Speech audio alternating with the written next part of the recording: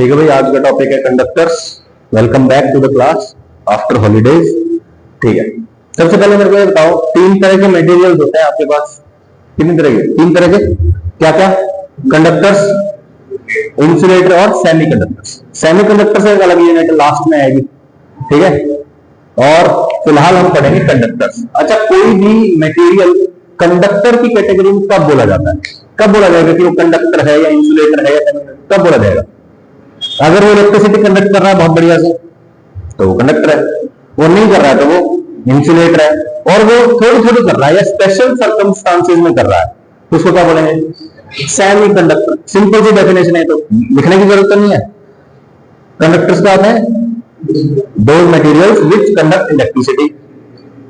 इसको technical language में बोले तो जिनकी रेजिस्टिविटी क्या हो, बहुत ही कम, या कंडक्टिविटी क्या हो, बहुत ज्यादा। Materials with very low resistivity और वेरी हाई कंडक्टिविटी, और materials which allow current to pass through them is called conductor. उल्टा कर देंगे, which do not allow the current to pass through, उसको क्या बोल देंगे? Insulator. Whose resistivity is very high, whose conductivity is very low is called insulator. सही है। अच्छा, सेमीकंडक्टर क्या हो जाएगा? हाँ, स्पेशल सर्कमस्टांसेस बोल सकते हैं, या फिर क्या बोल सकते हैं? The materials whose conductivity value lies between that of conductor and insulator. Conductor और इंसुलेटर के बीच में जिनकी कंडक्टिविटी और रेजिस्टिविटी की वैल्यू होती है उनको क्या बोल देंगे? क्या बोल देंगे? सेमीकंडक्टर बोल देंगे, है ना। कंडक्टिविटी रेजिस्टिविटी से भी लिख सकते हैं। अच्छा, अभी हम कौन सी यूनिट पढ़ रहे हैं? इलेक्ट्रोस्टैटिक्स। इलेक्ट्रोस्टैटिक्स में कंडक्टर्स का क्या पढ़ेंगे? हम चार्जिंग से रिलेटेड चीजें पढ़ेंगे। अभी हम करंट के बारे में तो बात कर ही नहीं रहे, वो तो करंट इलेक्ट्रिसिटी यूनिट में आएगा, सेमीकंडक्टर्स लास्ट में आएगा। अभी हम क्या पढ़ रहे हैं? Charges at rest. इलेक्ट्रोस्टैटिक्स होता क्या है? It is the study of charges at rest, है ना। ठीक है, अब मुझे बताओ, कंडक्टर्स के अंदर बहुत सारे क्या होते हैं? फ्री इलेक्ट्रॉन्स होते हैं। क्या होते हैं? Free electron. बहुत सारे फ्री इलेक्ट्रॉन्स जिसके अंदर होते हैं उसको क्या बोलते हैं? कंडक्टर। ये भी एक डेफिनेशन है। Material which have a large number of free electrons are called conductors. Free electron का क्या मतलब है? कीमत फ्री है उनकी, they are free to move. जो फ्री टू मूव है, जो चल सकते हैं भाई, जैसे ही कोई फोर्स लगेगी वो चल पड़ेंगे, जिधर फोर्स लगेगी उधर ही चल पड़ेंगे, उनको क्या बोलते हैं? कंडक्टर। ठीक है। अच्छा, तो सबसे पहले कंडक्टर्स। कंडक्टर्स क्या होते हैं? प्रॉपर्टीज देखते हैं, कुछ प्रॉपर्टी के साथ। Conductors have a large number of free electrons. Conductors के पास क्या होता है भाई? Large number of free electrons होते हैं। If charge is given to conductor then charge always resides on the outer surface of the conductor. ये क्या हो रहा है? अब ये प्रॉपर्टी समझने की कोशिश करते हैं। ठीक है, हमने प्रॉपर्टी लिखी है, रीजन में समझा दूंगा, अपने आप याद आ जाएगा। जैसे ये पढ़ोगे ना तो आपको रीजन अपने आप याद आ जाएगा। क्या हो रहा है देखिए, मान लीजिए आपके पास एक कंडक्टर है। कंडक्टर मतलब उसके पास बहुत सारे क्या है? Free electrons. अगर मैं कह रहा हूं कि मैंने इसको क्या दे दिया? एक नेगेटिव चार्ज दे दिया। क्या दे दिया भाई? Negative charge. मतलब मैंने इसके इलेक्ट्रॉन छीन लिए या दे दिए? इसको इलेक्ट्रॉन दे दिए। दे दिए तभी तो नेगेटिव होगा ना। मैंने इसको नेगेटिव चार्ज दे दिया तो ओवरऑल इसके ऊपर क्या आ जाना चाहिए? नेगेटिव चार्ज आ जाना चाहिए। अब ये प्रॉपर्टी कह रही है कि चार्ज अगर कंडक्टर को दे दिया तो वो कहां जाएगा? Outer surface of the conductor पे चला जाएगा। क्यों? बाहर वाले सरफेस पे, बाहर बाहर चला जाएगा, बस अंदर नहीं लगेगा। क्यों भाई? मुझे बताओ, क्या पॉजिटिव और पॉजिटिव चार्ज रिपेल करते हैं? क्या नेगेटिव और नेगेटिव चार्ज रिपेल करते हैं? तो यहां पे बहुत सारे इलेक्ट्रॉन्स हो गए हैं, जरूरत से ज्यादा हो गए हैं, और फ्री टू मूव है, और वो रिपेल भी कर रहे हैं। फ्री टू मूव है, रिपेल कर रहे हैं, दोनों बात है। रिपेल कर रहे हैं, दूसरे को धक्का मार रहे हैं, दूर जाने की कोशिश कर रहे हैं, और मूव भी कर रहे हैं। तो यहां पे और यहां पे जो दो इलेक्ट्रॉन थे ये एक दूसरे को रिपेल करेंगे। क्या ये कोशिश करेंगे कि एक दूसरे से जितना दूर हो सके उतना दूर चले जाए? तो ये कहां चले जाएंगे? ये एक दूसरे से जितना दूर हो सकेगा उतना दूर चले जाएंगे। कहां चले जाएंगे? सरफेस के ऊपर चले जाएंगे, क्योंकि सरफेस पे जब ये चार्ज लेंगे तभी इनके बीच में मैक्सिमम डिस्टेंस होगा। अगर ये बीच में होगा तो इनके बीच का डिस्टेंस कम हो गया, रिपल्शन हो रहा है, वो फिर दूर चले जाएंगे। यस और नो? अच्छा, ये तो सिर्फ 2 इलेक्ट्रॉन की बात होगी। मान लो ज्यादा इलेक्ट्रॉन देंगे तो ये जो चार्जेस हैं ये इस तरीके से रीडिस्ट्रीब्यूट हो जाएंगे तो ये सारे ओवरऑल एक दूसरे से मैक्सिमम डिस्टेंस पे हों। मैक्सिमम डिस्टेंस के लिए कहां जाएंगे? सरफेस पे ही तो जाएंगे, बीच में बढ़िया जाएंगे। अगर ये बीच में आ गए तो बोलो इनके बीच का डिस्टेंस घट गया या बढ़ गया? घट गया, और रिपल्शन की फोर्स ज्यादा लगने लग जाएगी, इसलिए फिर से वापस चले जाए। मोमेंटरीली हो सकता है कि कुछ चार्जेस जो है इधर उधर मूव कर जाए, लेकिन जैसे वो मूव करेंगे वो वापस से सरफेस की तरफ पहुंच जाएंगे। क्लियर हो गई बात? तो ये प्रॉपर्टी क्लियर है, फिर से बताना है क्या? ठीक है। Third point, inside the conductor electric field is 0 under equilibrium. Electrostatic equilibrium के कंडीशन में जो इलेक्ट्रिक फील्ड है अंदर का वो क्या हो जाएगा? 0 हो जाएगा। अब आपके पास 3-4 केसेस पॉसिबल है। मान लीजिए कि भाई आपके पास ये एक कंडक्टर है, न्यूट्रल है, और न्यूट्रल है, बाहर भी कोई इलेक्ट्रिक फील्ड नहीं है, तो क्या यहां पे कोई अंदर इलेक्ट्रिक फील्ड होने के चांसेस हैं? नहीं है। अच्छा, मैंने क्या किया, ये एक न्यूट्रल कंडक्टर को मैंने लिया और इसको ले जाके एक इलेक्ट्रिक फील्ड वाले एरिया में रख दिया। इलेक्ट्रिक फील्ड क्या होता है? What is electric field? It is the region around a charge. एक चार्ज के चारों तरफ ये वो एरिया होता है जहां पे वो अपनी चार्ज की प्रेजेंस महसूस करा सकता है, जहां पे वो फोर्स लगा सकता है। वैसे नो, अगर मैं कह दूं यहां पे इलेक्ट्रिक फील्ड है, ठीक है, यहां पे इलेक्ट्रिक फील्ड है। इलेक्ट्रिक फील्ड होने का क्या मतलब है? इधर कोई पॉजिटिव चार्ज रहा होगा, ये सर नो, यहां कोई नेगेटिव चार्ज रहा होगा, तभी तो पॉजिटिव से इलेक्ट्रिक फील्ड निकल के नेगेटिव की तरफ जा रहा है। सही है? अच्छा, अब मुझे बताइए कि यहां से यहां इलेक्ट्रिक फील्ड जा रहा है, यहां पॉजिटिव चार्ज है, यहां नेगेटिव चार्ज है, इसके अंदर क्या है? फ्री मूविंग इलेक्ट्रॉन्स है। फ्री मूविंग इलेक्ट्रॉन्स क्या चाहते हैं? मूव करना चाहते हैं, जिधर फोर्स लगेगी बड़ी चल पड़ेंगे। तो बोलो इसके अंदर ओवरऑल ये न्यूट्रल है, लेकिन इसके अंदर इलेक्ट्रॉन्स फ्री टू मूव है, वो इधर उधर मूव कर सकते हैं। बोलो क्या इस कंडक्टर के इलेक्ट्रॉन्स यहां नहीं इकट्ठे हो जाएंगे? क्यों भाई? क्योंकि इधर पॉजिटिव चार्ज है। पॉजिटिव चार्ज है तो क्या हो गया? नेगेटिव चार्ज पॉजिटिव की तरफ अट्रैक्ट हो जाएगा, और इस वाले सरफेस पे क्या आ जाएगा? क्यों भाई? क्योंकि इधर नेगेटिव चार्ज है। आसान भाषा में बोले तो मैंने क्या किया था, एक इलेक्ट्रिक फील्ड के अंदर कंडक्टर को रख दिया, इलेक्ट्रिक फील्ड इसके अंदर भी घुस गया था, और जैसे ही इसके अंदर इलेक्ट्रिक फील्ड घुसा, इसके अंदर जो इलेक्ट्रॉन थे उन पे फोर्स लगना चालू हो गया। वो इलेक्ट्रॉन कहां चले जाएंगे? इलेक्ट्रॉन इधर आ जाएंगे और पॉजिटिव चार्ज इधर आ जाएगा। यस और नो? चार्ज का सेपरेशन हो गया। ये क्या है? ई एक्सटर्नल, एक्सटर्नल इलेक्ट्रिक फील्ड है। ये क्या है? बोलो, यहां पॉजिटिव चार्ज, यहां नेगेटिव चार्ज, नेगेटिव से चलता है, पॉजिटिव से खत्म होता है, इलेक्ट्रिक फील्ड होता है ना। ये कौन सा इलेक्ट्रिक फील्ड आ गया नया नया? Internal electric field. बोलो, अब इस कंडक्टर के अंदर कितनी तरह के इलेक्ट्रिक फील्ड है? 2 तरह के इलेक्ट्रिक फील्ड है, एक तो एक्सटर्नल और एक इंटरनल। एक्सटर्नल क्यों है? एक्सटर्नल फील्ड की वजह से। और इंटरनल क्यों हो गया? क्योंकि चार्जेस सेपरेट हो गए, और जहां पे चार्ज सेपरेट हो जाएंगे वहां पे इलेक्ट्रिक फील्ड बन जाएगा। अच्छा, मैं कहता हूं कि यहां पे जो नेट इलेक्ट्रिक फील्ड होगा ना कंडक्टर के अंदर, ये क्या हो जाएगा? 0 हो जाएगा। 0 क्यों हो जाएगा सर? अरे भाई, अगर यहां पे एक्सटर्नल इलेक्ट्रिक फील्ड बड़ा है और इंटरनल छोटा है, इसका मतलब क्या है? अभी इस एक्सटर्नल फील्ड के हिसाब से फोर्स लग रही है, मतलब और ज्यादा चार्जेस इधर आएंगे। चार्जेस रुकेंगे कब? मूव करना रुकेंगे कब? जब नेट इलेक्ट्रिक फील्ड क्या हो जाएगा?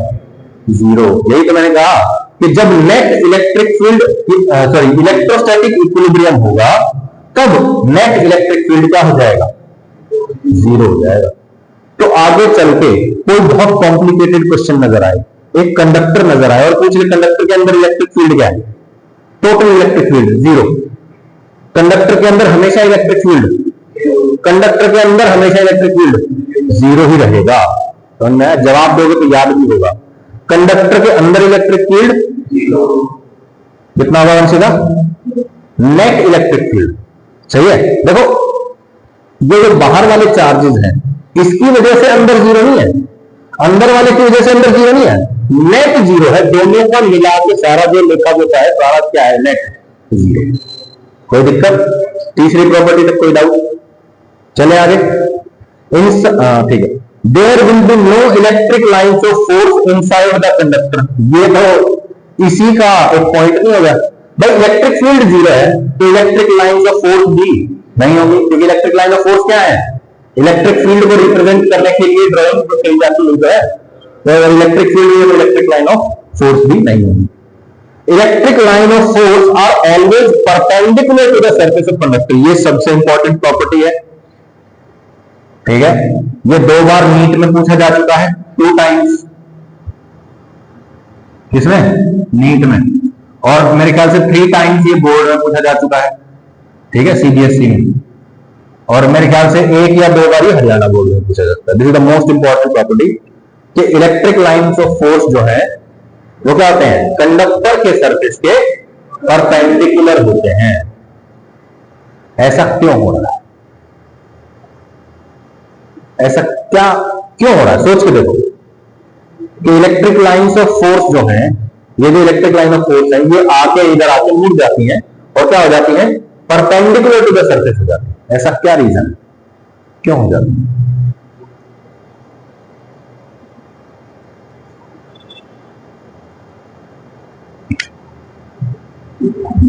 इसका रीजन है, इसका अगला पॉइंट देखो क्या लिखा हुआ है, surface of conductor is an equipotential surface.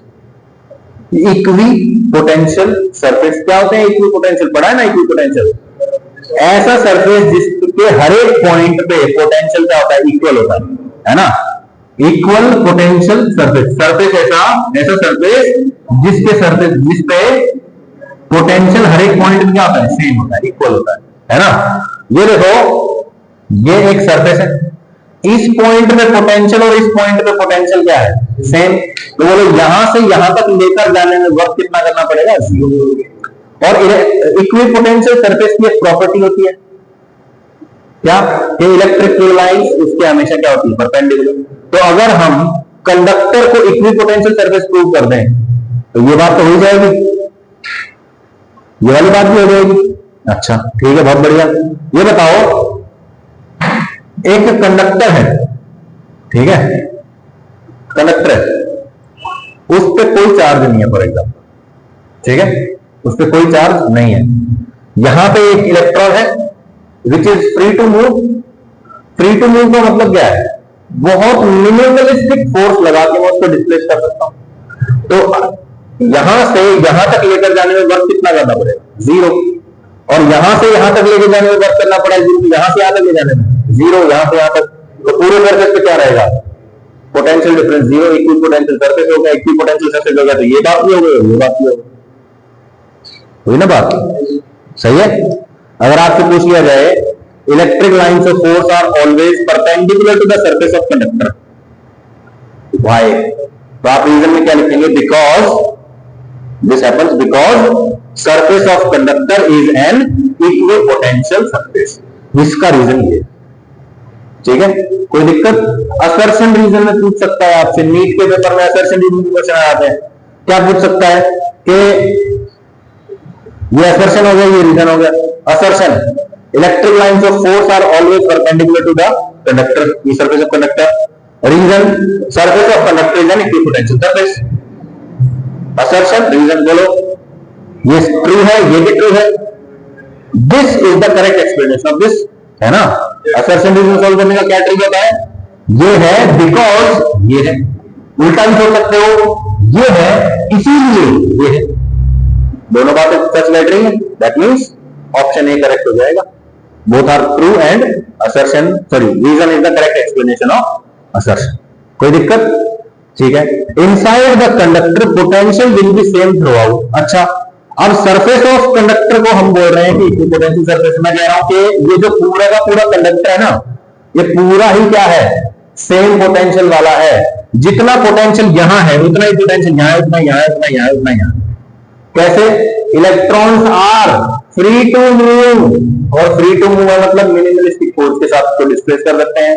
मतलब एक चार्ज को यहां से यहां ले जाने में कोई वर्क नहीं करना पड़ेगा। मतलब यहां का पोटेंशियल और यहां का पोटेंशियल क्या है? सेम। मतलब पूरे में अंदर क्या रहेगा? सेम रहेगा। इसको आप ऐसे भी सोच सकते हो, अंदर इलेक्ट्रिक फील्ड क्या है?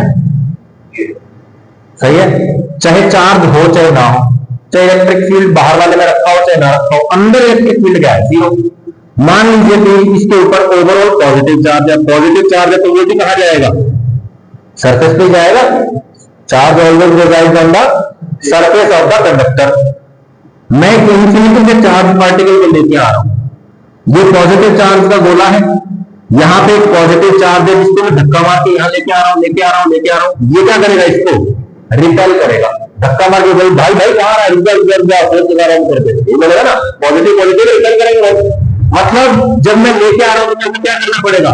फोर्स लगाना पड़ेगा, वर्क करना पड़ेगा, वर्क करना पड़ेगा, वर्क करना पड़ेगा। जहां तक फोर्स लगेगी, जैसे ही मैं इस सरफेस के अंदर घुस जाऊंगा, अंदर इलेक्ट्रिक फील्ड क्या है? जीरो। मतलब इस चार्ज के यहां पहुंचने पर फोर्स कितना लगेगा? जीरो। मतलब अंदर जाके कैसे भी चलाओ, फोर्स जीरो तो वर्क भी जीरो। मतलब हर एक पॉइंट पे पोटेंशियल क्या है? सेम। यस और नो? कोई दिक्कत हो गई? तो कंडक्टर के अंदर हर एक पॉइंट पे पोटेंशियल क्या है? सेम। जैसे होलो स्फीयर होता था, है ना, स्फेरिकल शेल के बारे में हमने पढ़ा था कि भैया यहां पे कितना होता है? के क्यू बाई डिस्टेंस का स्क्वायर, यहां पे के क्यू बाई रेडियस और अंदर जीरो। याद आया ना? अभी क्या होगा? सेम होगा, बिल्कुल सेम। यहां पे इलेक्ट्रिक फील्ड के क्यू बाय आर स्क्वायर, जो डिस्टेंस का स्क्वायर, यहां पे के क्यू बाय रेडियस का स्क्वायर और अंदर इलेक्ट्रिक फील्ड जीरो। अच्छा, पोटेंशियल के बारे में बात करें, यहां पे पोटेंशियल कितना होगा? के क्यू बाय डिस्टेंस, यहां पे के क्यू बाय रेडियस और यहां पे के क्यू बाय रेडियस। तो जितना यहां तक वर्क किया ना उतना यहां तक वर्क करना पड़ रहा है, यहां से यहां तक जाने में कुछ वर्क नहीं करना पड़ रहा। याद आया कुछ कुछ? पुरानी चीजें याद आ रही? तो बोलो इन 7 प्रॉपर्टीज में कोई डाउट है तो? ये 7 प्रॉपर्टीज बहुत अच्छे से याद, ठीक है? कोई दिक्कत है इसमें? पक्का? वंशिका समझ में आ रहा है ना? सोनम एक्टिव है? देवांशु ठीक है।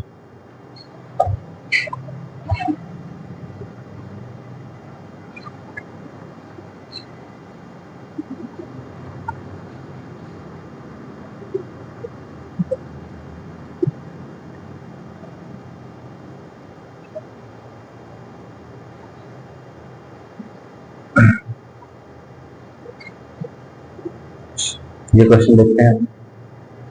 गॉस थ्योरम याद है? क्या होती थी गॉस थ्योरम? रिवीजन भी हो जाएगा साथ साथ, बोलो। Net electric flux through a closed surface depends only on the charge inside. चलो एक बार रिवाइज कर लेते हैं, बहुत बढ़िया।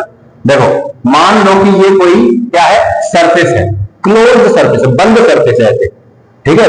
बॉल के आकार का है, कोई भी रैंडम शेप हो सकती है। अब इसमें से बाहर की तरफ निकलने वाला जो फ्लक्स होगा, what is flux? Electric field का और एरिया का मल्टीप्लीकेशन, डॉट प्रोडक्ट, ई dot DS, electric field into total surface, और पूरे का इंटीग्रेशन कर रहे हैं, और क्लोज्ड सरफेस है, सही है ना? क्लोज्ड सर्कुलर, ठीक है भाई? तो बोलो फ्लक्स ये होता है, इसकी वैल्यू किस पे डिपेंड करेगी? जो अंदर चार्ज होगा, it is directly proportional to Q inside, सही है? ये हटाएंगे, इक्वल टू लगाएंगे तो क्या लगाना पड़ेगा? Proportionality constant, that is epsilon, सही है? या फिर अगर कोई और मीडियम है तो एप्सिलॉन बन जाएगा, सही है? ठीक है, तो बोलो integral E dot ds is equal to charge inside by epsilon naught. अच्छा, इलेक्ट्रिक फील्ड को किससे मल्टीप्लाई करने का? सरफेस से, सरफेस एरिया से। तो हमने क्या किया है? हमने अब की बार क्या किया है? देखो, एक कंडक्टर ले लिया, इलेक्ट्रिक फील्ड इंजीनियर का सरफेस ऑफ कंडक्टर, तो हमने एक कंडक्टर ले लिया और हमने इसके सरफेस के पास यहां पे इलेक्ट्रिक फील्ड निकाला था, या हमको यहां पे हमें इलेक्ट्रिक फील्ड निकालना था, ठीक है? ओके ओके, तो बोलो electric field lines are always perpendicular to the surface of conductor. अभी अभी पढ़ा था प्रॉपर्टी में, मतलब यहां पे जो भी इलेक्ट्रिक लाइंस होंगी, मान लीजिए इसके ऊपर पॉजिटिव चार्ज है पूरे के ऊपर, ठीक है? तो बोलो इलेक्ट्रिक फील्ड लाइन किधर होगी, परपेंडिकुलर टू द सरफेस, तो बोलो यहां के परपेंडिकुलर होगी इलेक्ट्रिक फील्ड लाइंस। ठीक है, अब मैंने एक ऐसा सिलेंड्रिकल सरफेस मैंने अज्यूम कर लिया, कैसा भी सरफेस ले सकता हूं, क्लोज्ड सरफेस होना चाहिए, बस शेप हमारी मर्जी से हम जैसे चाहे। ठीक है, तो बोलो यहां से पास होने वाला फ्लक्स प्लस यहां से पास होने वाला फ्लक्स प्लस इस कर्व्ड सरफेस से पास होने वाला फ्लक्स किसके प्रोपोर्शनल आएगा, चार्ज इनसाइड बाय एप्सिलॉन। सही है, बोलो मुझे बताइए ये एरिया ए और ये curved surface area, let's curved surface area C S से इसकी वैल्यू हो जाएगी। इलेक्ट्रिक फील्ड का वैल्यू क्या है हमको मालूम नहीं, हमें इलेक्ट्रिक फील्ड निकालना है, तो हम क्या करेंगे, बोलो ये तीन एरिया के लिए फ्लक्स का वैल्यू लिखेंगे। तो बोलो इस वाले सरफेस के लिए फ्लक्स क्या होगा, इलेक्ट्रिक फील्ड इनटू एरिया, क्योंकि फ्लक्स जो होता है, फ्लक्स पाई जो होता है उसका वैल्यू क्या होता है, इलेक्ट्रिक फील्ड को एरिया से मल्टीप्लाई करते हैं। यहां का इलेक्ट्रिक फील्ड यह जूम कर लिया, एरिया कितना है, तो यहां का फ्लक्स कितना हो जाएगा, E इंटू ए। यहां पे अंदर वाला जो सरफेस है, ये जो ए एरिया वाला सरफेस है, क्या यहां पे फ्लक्स होगा, नहीं, क्योंकि अंदर इलेक्ट्रिक फील्ड जीरो है। तो अगर अंदर इलेक्ट्रिक फील्ड जीरो तो अंदर का फ्लक्स जीरो होगा, तो ये क्या हो जाएगा। अच्छा, कर्व्ड सरफेस एरिया जो है, क्या इससे फ्लक्स जीरो होगा या नहीं होगा, बिल्कुल होगा, क्योंकि इलेक्ट्रिक फील्ड इधर जा रहा है, इधर से तो कोई इलेक्ट्रिक फील्ड लाइन निकलेंगी नहीं, तो यानी कि कर्व्ड सरफेस एरिया से भी फ्लक्स क्या रहेगा, जीरो रहेगा, तो ये जीरो जीरो हो जाएगा। बोलो अंदर का चार्ज, इस सरफेस के अंदर का चार्ज कैसे निकालूंगा, बताओ। ये है वो चार्ज जो इस सरफेस के अंदर है। मैं कहता हूं एक यूनिट एरिया में चार्ज कितना है, सिग्मा।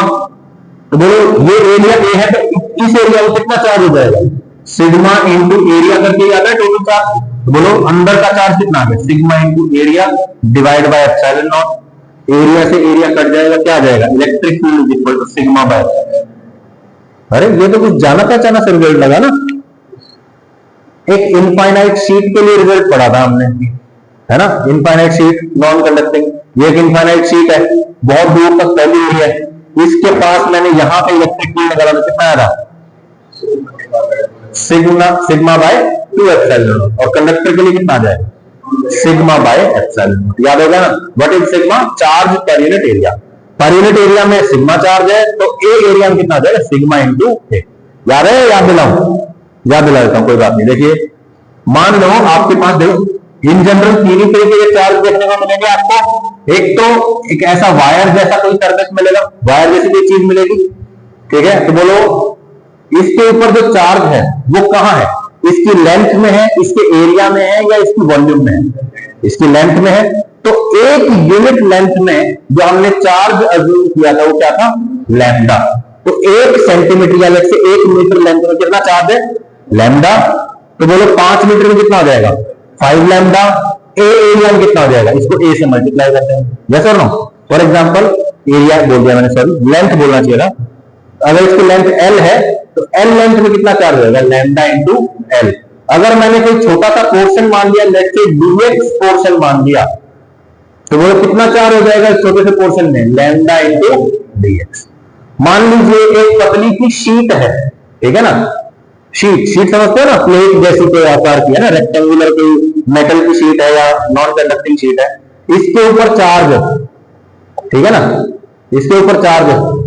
बोलो इसका जो चार्ज है वो कहां है, इसकी लेंथ में है, ब्रेड्थ में है, एरिया में है, या वॉल्यूम में है, एरिया में फैला हुआ है। तो बोलो हमने क्या माना है, एक यूनिट एरिया में, लेट्स से 1 मीटर स्क्वायर या 1 सेंटीमीटर स्क्वायर हम अपने हिसाब से मान सकते हैं, 1 मीटर स्क्वायर में कितना चार्ज है, सिग्मा चार्ज।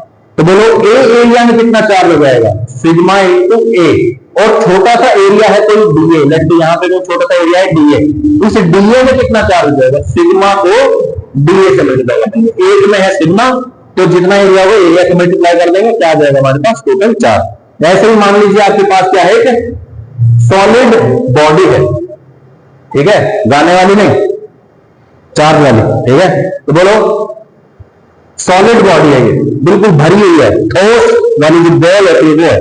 बताओ इसका चार्ज कहां है? इसके लेंथ में, ब्रेड्थ में, रेडियस में, वॉल्यूम में? वॉल्यूम में है चार्ज। तो हमने क्या बोलते हैं कि एक यूनिट वॉल्यूम में जो चार्ज है दैट इज रो। ठीक है, एक मीटर क्यूब वॉल्यूम में कितना है? रो। तो बोलो 3 में कितना हो जाएगा? 3 रो हो जाएगा। वी वॉल्यूम में कितना हो जाएगा? Rho into we. और छोटी सी वॉल्यूम डीवी में कितना चार्ज हो जाएगा? Rho into DV. तो बोलो डीवी वॉल्यूम का चार्ज निकालना है तो रो को डीवी से मल्टीप्लाई कर देते हैं, यस और नो, और फिर इंटीग्रेट कर देते हैं और फिर टोटल चार्ज आ जाता है, वो तो हम करते हैं। ठीक है, तो याद आ गई कुछ चीजें। ठीक है, तो सिग्मा क्या होता है?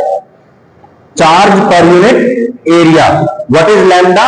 Charge per unit length. और ये चार्ज पर यूनिट वॉल्यूम। सही है, कोई दिक्कत है इसमें? चले आगे।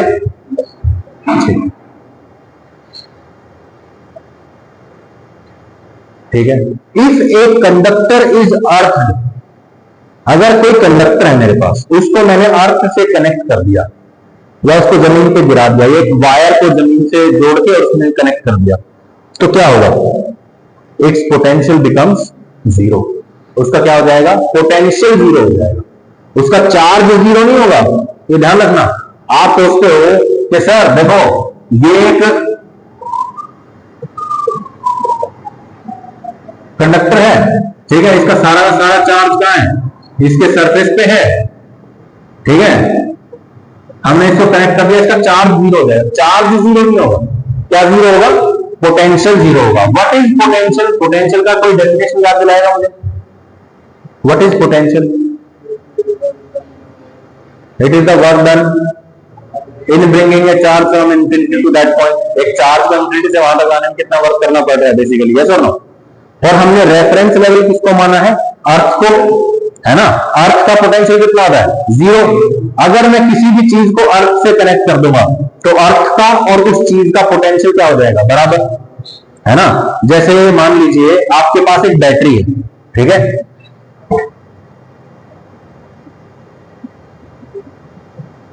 ये 10th क्लास में सर्किट भी देखा होगा आप लोगों ने, है ना। क्या होता है? इधर से करंट निकलता है और इधर चला जाता है। ये जो बैटरी के ये जो टर्मिनल्स है, ये क्या है? ये पोटेंशियल मेंटेन करने वाले टर्मिनल्स हैं। ये है हाई पोटेंशियल और ये क्या है? Low potential. और जब इनको इनडायरेक्टली कनेक्ट किया जाता है तो क्या होता है? हाई पोटेंशियल से चार्ज निकलता है, ऐसा हम बताएंगे, पॉजिटिव चार्ज यहां से निकल के यहां चला जाता है। ठीक है, इसका पोटेंशियल घटता जाएगा, इसका पोटेंशियल बढ़ता जाएगा, और जब इन दोनों का पोटेंशियल सेम हो जाएगा तब करंट फ्लो करना बंद हो जाएगा। ठीक है, सेम टू सेम बात मैं अभी भी कह रहा हूं। जब मैंने दो चीजों को कनेक्ट कर दिया तो उनका पोटेंशियल क्या हो जाएगा? इवेंचुअली सेम हो जाएगा। मान लीजिए कि एक स्फीयर है जिसका हाई पोटेंशियल है, मैंने उसको अर्थ से कनेक्ट कर दिया तो अर्थ का और उसका सेम हो जाएगा। अर्थ का कितना है? जीरो। तो चार्ज उसका कितना हो जाएगा?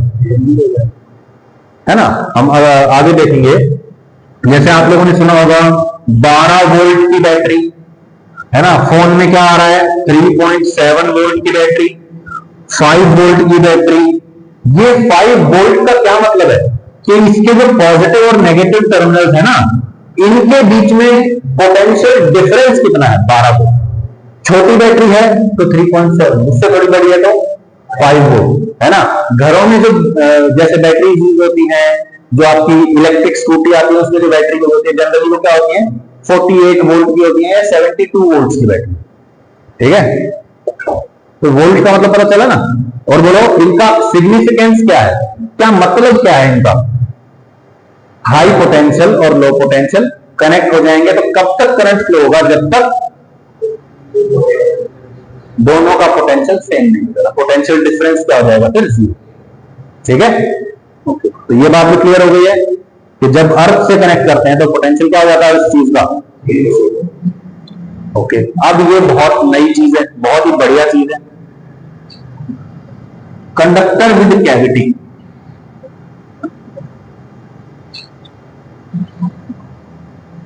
अब हमारे पास एक कंडक्टर है जिसके अंदर कैविटी है। कैविटी मतलब वो अंदर से खोखला है। ठीक है, कंडक्टर है और अंदर से क्या भाई? खोखला है। उसके अंदर कोई वॉल्यूम नहीं है। ये जो है ये एक कंडक्टर है और ये जो है ना ये खोखला पार्ट है। अब इसके बारे में हमको क्या क्या स्टडी करना है वो देखते हैं। ठीक है, मान लीजिए कि मैंने क्या किया है, एक कंडक्टर लिया जिसके अंदर कैविटी है, मतलब जो अंदर से खोखला है। अब मैंने क्या किया, इसको चार्ज दे दिया कुछ, इसके इलेक्ट्रॉन छीन लिए, इसके ऊपर पॉजिटिव चार्ज आ गया। पॉजिटिव चार्ज आके तो बोलो वो कहां रहेगा, सरफेस पे। अब मुझे ये बताओ इनर सरफेस पे रहेगा सोच के या बाहर वाली सरफेस पे रहेगा, सोच के बताना है। भाई दो सरफेस हो गए ना इसके, बाकी का अभी तक तो एक ही पड़ा है। अब इसके दो सरफेस है, एक तो ये सरफेस है और एक ये सरफेस है। आपको बताना है कि अगर मैं इसको लेट से क्यू चार्ज दे देता हूं, ठीक है, कैपिटल क्यू चार्ज मैंने इसको पॉजिटिव चार्ज दे दिया। अब बताइए चार्ज कहां जाएगा, तो इनर सरफेस पे या आउटर सरफेस पे? क्यों, रीजन क्या है? हाँ, वो ज्यादा बड़ा एरिया है और वो मैक्सिमम डिस्टेंस पे आउटर सरफेस पे ही रह सकते हैं। इनर सरफेस पे अगर वो रहेंगे तो यस, सही है, ओके ठीक है। तो ऑब्वियसली अगर मैं इसको चार्ज दे देता हूं तो चार्ज कहां रिजाइड करेगा, only on the outer surface. अच्छा ठीक है, बहुत बढ़िया बात है। अब मैं कहता हूं कि ठीक है, ये बात तो आपको क्लियर होगी। अब मैं एक नया खेल खेलना चाह रहा हूं। मैं कहता हूं कि मैंने क्या किया, इसके अंदर ये जो कैविटी है ना, ये तो सॉलिड है, ये सॉलिड है, ये कैविटी है। कैविटी के अंदर मैंने एक चार्ज रख दिया, इसके सेंटर पे ना, यहां पे मैंने क्या किया, एक स्मॉल q चार्ज रख दिया, पॉजिटिव चार्ज। अब बताओ अब क्या होगा, बोलो। ये है ना सॉलिड कंडक्टर का तो एरिया ये वॉल्यूम उसकी। बोलो क्या इसके ऊपर कोई चार्ज था, शुरू में नहीं था। मैंने यहां पे चार्ज रख दिया, मैंने यहां पे चार्ज रख दिया। अब ये चार्ज क्या कोशिश करेगा, अपनी तरफ नेगेटिव चार्ज अट्रैक्ट करेगा, positive will attract negative, common sense. तो बोलो इसके पास बहुत सारा नेगेटिव चार्ज है ना भाई, ओवरऑल न्यूट्रल है लेकिन इलेक्ट्रॉन्स का है इसके पास, which are free to move. Free to move मतलब जिधर फोर्स लगेगा उधर चल देंगे। तो बोलो यहां पे फोर्स लगाने वाला बैठा है, इसके इलेक्ट्रॉन्स किधर चल देंगे, बाहर या अंदर? अंदर की तरफ आ जाएंगे, ऐसे आ जाएंगे, ठीक है। तो यानी कि यहां पे क्या आ जाएगा, एक नेगेटिव चार्ज आ जाएगा, यस और नो। इस नेगेटिव चार्ज के आने का कारण क्या है, ये वाला चार्ज, ओके। अच्छा, अब ये जो पूरा का पूरा कंडक्टर है, ये वाला, ये सॉलिड है जो, ये न्यूट्रल है या इसके ऊपर चार्ज है? ओवरऑल न्यूट्रल है। अगर इस सरफेस पे कुछ चार्ज यहां आ गया है तो बचा हुआ चार्ज कहां होगा, आउटर सरफेस पे होगा। कॉमन सेंस है, क्योंकि भाई चार्ज इसके तो यहां आने का कारण ये है, यहां पे जो पॉजिटिव चार्ज बचता है, लेट्स से यहां पे जो पॉजिटिव चार्ज बचता है, क्या वो यहां रहेगा या वो सरफेस पे जाना पसंद करेगा, सरफेस पे, सही है। बोलो यहां पे क्या आ जाएगा, पॉजिटिव चार्ज यहां। अच्छा बहुत बढ़िया बात है, चलो एक चीज तो क्लियर हो गई। अब ये बताओ कि ये अगर प्लस क्यू चार्ज है तो यहां पे कितना नेगेटिव चार्ज आएगा, माइनस क्यू चार्ज यहां आ जाएगा।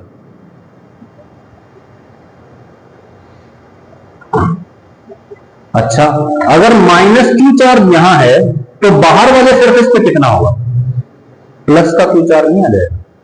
बोलो भाई, तो बोलो बाहर वाले सरफेस पे कितना आ जाएगा, प्लस क्यू। देखो ये जो कंडक्टर है, ये ओवरऑल न्यूट्रल था, इसको किसी ने टच नहीं किया, तो इसके ऊपर ओवरऑल टोटल चार्ज अभी भी कितना होना चाहिए, जीरो। पहले जीरो का अभी भी जीरो है, माइनस क्यू और प्लस क्यू टोटल देखो कितना आ रहा है, जीरो आ रहा है। समझ में नहीं आई बात, आगे क्लियर है बात, ठीक है। A charge Q is placed inside the cavity, cavity के अंदर एक Q चार्ज रख दिया गया है। Due to Q charge a negative charge is induced at inner surface. जितना चार्ज यहां होगा उतना ही चार्ज ये अपने पास बुलाएगा। ये छोटा चार्ज होगा तो छोटा चार्ज यहां पे इंड्यूस हो जाएगा, और बड़ा चार्ज होगा तो बड़ा चार्ज इंड्यूस हो जाएगा। इंड्यूस होने का मतलब क्या है, स्लो करके वहां पहुंच गया है, ठीक है ना। और ऑब्वियसली अगर यहां पे माइनस तो यहां पे कितना होगा, प्लस, सेम मैग्नीट्यूड का चार्ज होगा, ठीक है। is induced at inner surface and positive charge is induced at the outer surface. कोई कंसेप्चुअल डाउट है यहां पर? बिल्कुल क्लियर है? रिपीट करना है कुछ भी कंडक्टर्स ने यहां तक तो बताइए।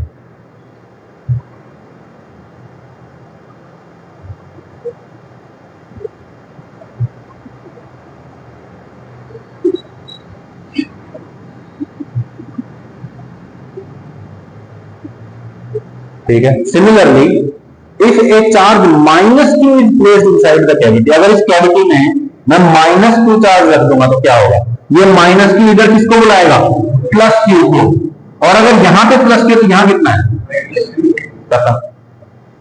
Charges are induced as shown below. यहां -q, यहां +q, यहां -q। सही है? कोई दिक्कत? ठीक है। If the conductor already has a charge capital Q, अगर ये जो कंडक्टर है इसके ऊपर पहले से ही कैपिटल Q चार्ज है, अब क्या होगा? चलो ड्रॉ कर लेते हैं।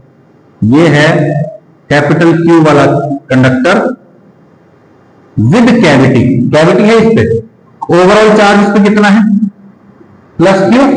सारा का सारा चार्ज किधर होना? आउटर सरफेस पे होगा, यस और नो? ठीक है। अब मैंने क्या किया, यहां पे एक +q चार्ज रख दिया। अब क्या होगा? अब भी ये क्या करेगा?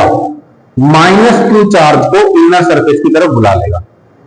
भाई यहां पे मान लिया ओवरऑल पॉजिटिव चार्ज, लेकिन अभी भी ये कंडक्टर है, इसके पास फ्री टू मूव इलेक्ट्रॉन है। ये क्या करेगा? उन सभी इलेक्ट्रॉन्स को अपनी तरफ अट्रैक्ट कर लेगा। कितना चार्ज आ जाएगा इस सरफेस पे? बोलिए, -q चार्ज आ जाएगा। यहां -q आ गया है तो बोलो यहां पे कितना आ जाएगा? +q। यहां पहले से कौन बैठा है? +q, कैपिटल Q, और कितना आ गया? स्मॉल q और आ गया। तो total charge in the outer surface becomes capital Q plus small q। सही है? ये फाइनल चार्ज ये रख दिया, -q आ गया, बाहर q प्लस q। सिंपल है बिल्कुल, कोई मुश्किल का नहीं है। ठीक है। अब चार्ज डिस्ट्रीब्यूशन देखेंगे।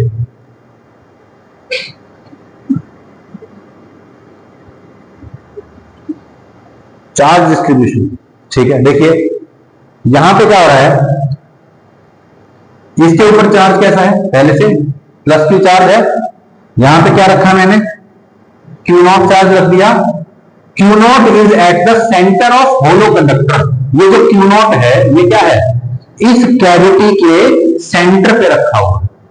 अब ये सेंटर पे है तो बताओ ये पूरे के पूरे इस वाले सरफेस को बराबर बराबर फोर्स लगाएगा या अलग अलग लगाएगा? यहां ज्यादा यहां कम, ऐसा होगा क्या? सेंटर पे है, बिल्कुल सेंटर पे, तो हर जगह क्या रहेगा? बराबर डिस्टेंस है तो बराबर फोर्स लगाएगा।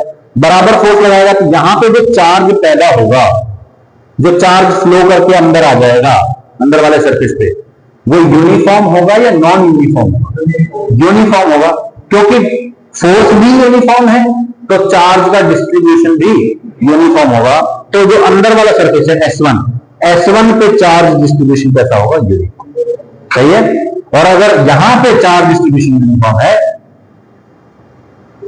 तो बाहर वाले का बताइए क्यों?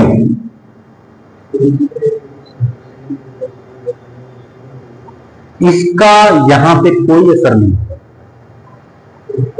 सोच के देखो, ये है चार्ज, इसने इलेक्ट्रिक फील्ड क्रिएट किया, इस इलेक्ट्रिक फील्ड की पहुंच यहां तक थी, इसकी वजह से यहां पे चार्ज इंड्यूस हो गया। यहां पे इलेक्ट्रिक फील्ड कितना है? 0। अरे कंडक्टर है ना ये, कंडक्टर के अंदर इलेक्ट्रिक फील्ड क्या होता है? 0। अब यहां पे इलेक्ट्रिक फील्ड 0 है, मतलब इसकी वजह से यहां पे कोई भी नेट फोर्स पहुंच नहीं रही है, और नेट फोर्स इसकी वजह से यहां नहीं पहुंच रही, तो यहां पे चार्ज डिस्ट्रीब्यूशन कैसा होगा? इसके कंट्रोल में नहीं है। बाहर वाले सरफेस पे मोस्ट डेफिनेटली क्या होगा? यूनिफॉर्म ही होगा। सही है? बाहर वाले को कौन डिस्टर्ब कर सकता है? एक्सटर्नल इलेक्ट्रिक फील्ड डिस्टर्ब कर सकता है सिर्फ, अंदर वाला बाहर वाले को डिस्टर्ब नहीं कर सकता, बाहर वाला अंदर वाले को डिस्टर्ब नहीं कर सकता। क्यों? क्योंकि बीच में कंडक्टर वाला एरिया है ना, और कंडक्टर के अंदर इलेक्ट्रिक फील्ड नेट 0। और इलेक्ट्रिक फील्ड जीरो तो फोर्स भी सही है। पढ़ा था ना फॉर्मूला, याद कर लेना, दोबारा बता देता हूं। Force is equal to Q into electric field. Electric field zero है तो फोर्स भी क्या हो जाएगा, याद आ जाओ। ठीक है, अभी कोई दिक्कत है?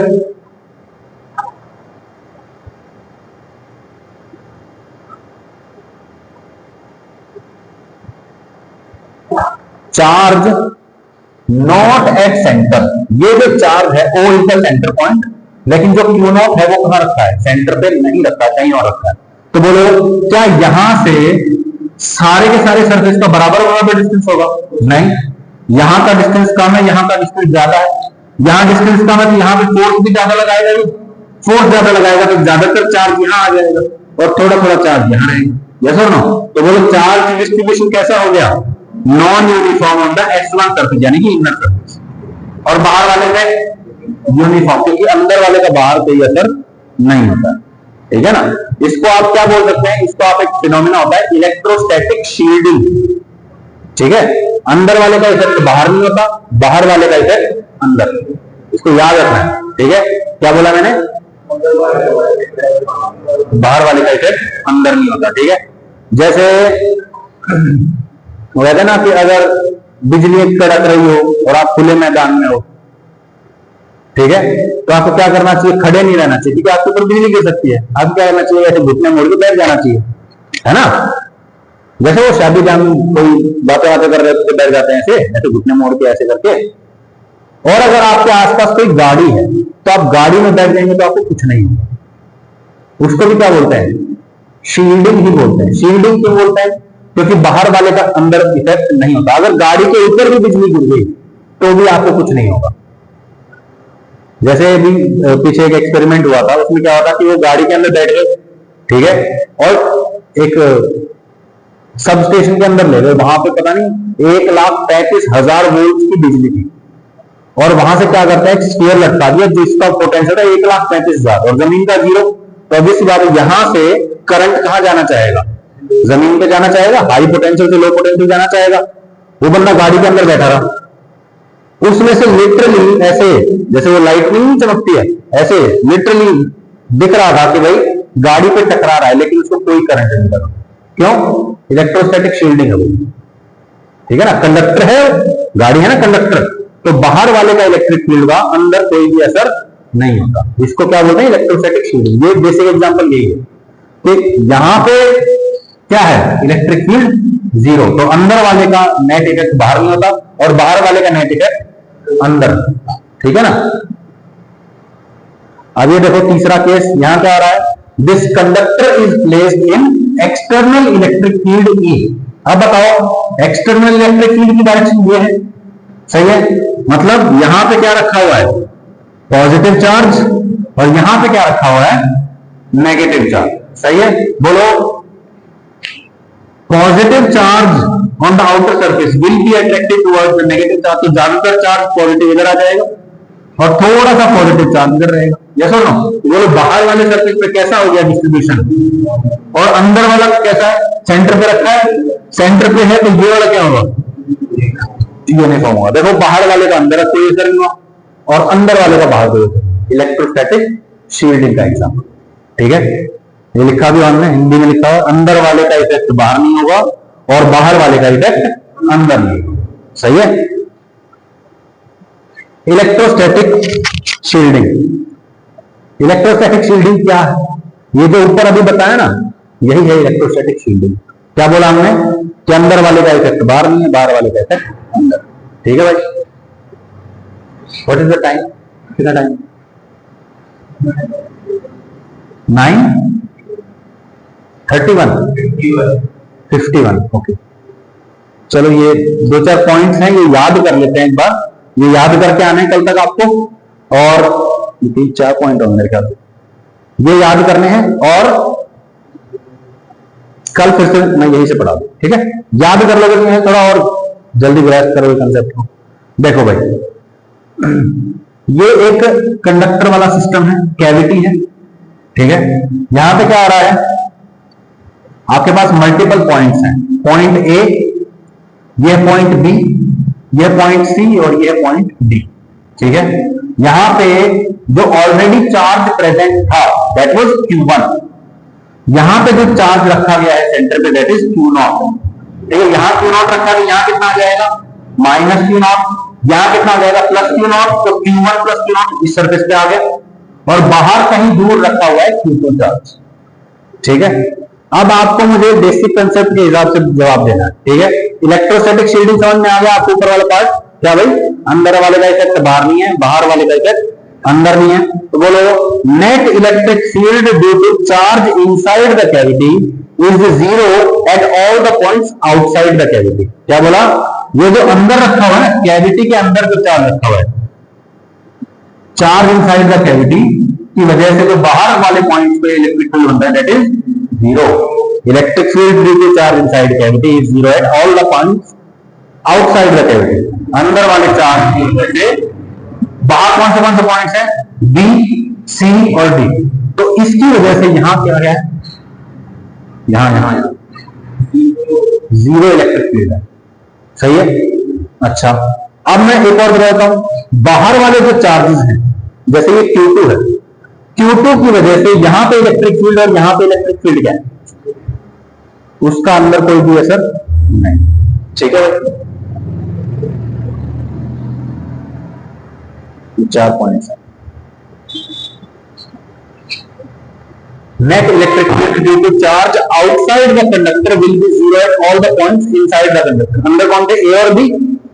तो बाहर वाले जो चार्जेस हैं उनकी वजह से अंदर इलेक्ट्रिक फील्ड क्या होगा? जीरो। वही तो बोला ना, अंदर वाले की वजह से बाहर इलेक्ट्रिक फील्ड जीरो, बाहर वाले की वजह से अंदर इलेक्ट्रिक फील्ड जीरो। याद हो गया? ठीक है। Third point, net electric field हो गया। अब मैं किसकी बात कर रहा हूं? पोटेंशियल की। ठीक है, net electric potential due to charge inside the cavity is zero at all the points outside the cavity. Same as first point. First point में था अंदर वाले की वजह से बाहर इलेक्ट्रिक फील्ड जीरो। अब मैं पोटेंशियल में भी यही कह रहा हूं, अंदर वाले की वजह से बाहर पोटेंशियल जीरो, अंदर वाले की वजह से बाहर पोटेंशियल जीरो।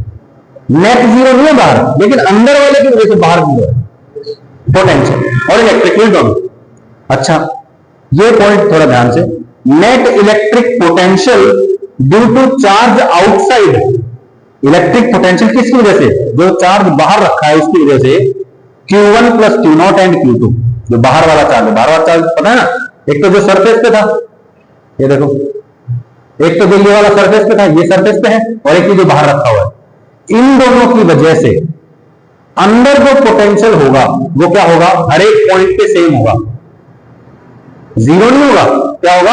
हर एक पॉइंट पे सेम होगा। ठीक है, net electric potential due to charge outside, outside वाले चार्जेस की वजह से अंदर वाले पॉइंट्स पे सब पे इज सेम। क्या? Electric potential at all the points inside the conductor, A और बी।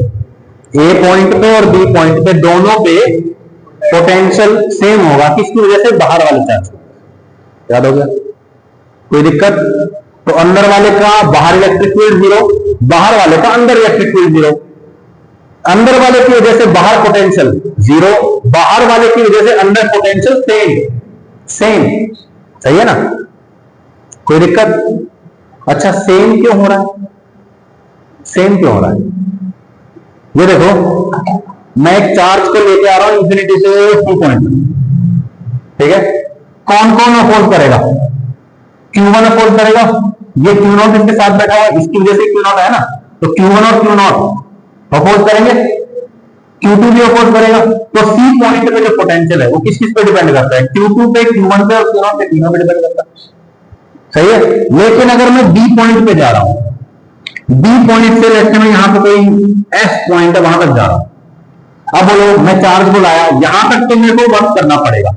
सही है, यहां मैं जैसे ही चला गया, जैसे ही मैं यहां गया, बोलो क्या इसके और इसका कोई इंटरफेरेंस है क्या अंदर? इन दोनों की वजह से यहां कोई फोर्स लग रहा है क्या? नहीं लग रहा ना, इलेक्ट्रिक फील्ड जीरो इन दोनों की वजह से। तो बोलो इन दोनों की वजह से यहां इलेक्ट्रिक फील्ड जीरो है, तो इन दोनों की वजह से यहां कोई एक्स्ट्रा फोर्स नहीं है, मतलब मैं वर्क फ्रीली कर सकता हूं।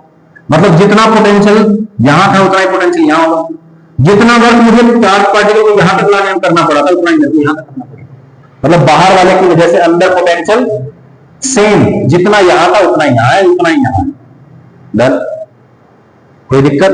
ठीक है, अब ये 4 रिजल्ट्स अगर आप याद कर लाते हो तो भैया देखो इसके आगे की चीजें ना बहुत आसान हो जाएंगी आपके लिए।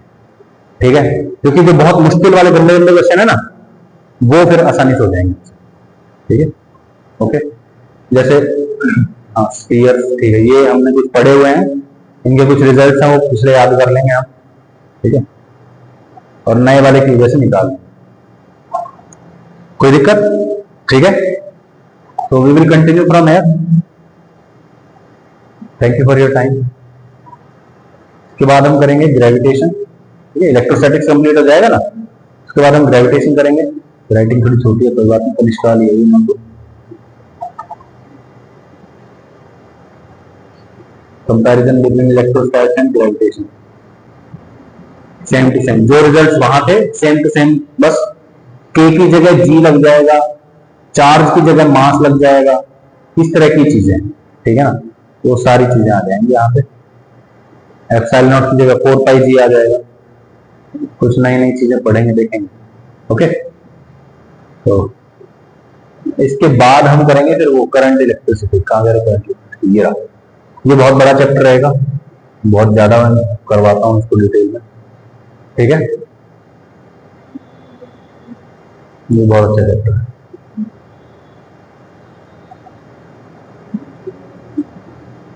कल आपकी फिजिक्स की क्लास नहीं है सुबह।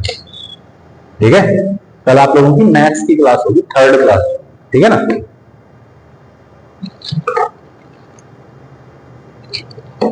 टाइम टेबल समझ में आया है तुम लोगों को? लिख देता हूं।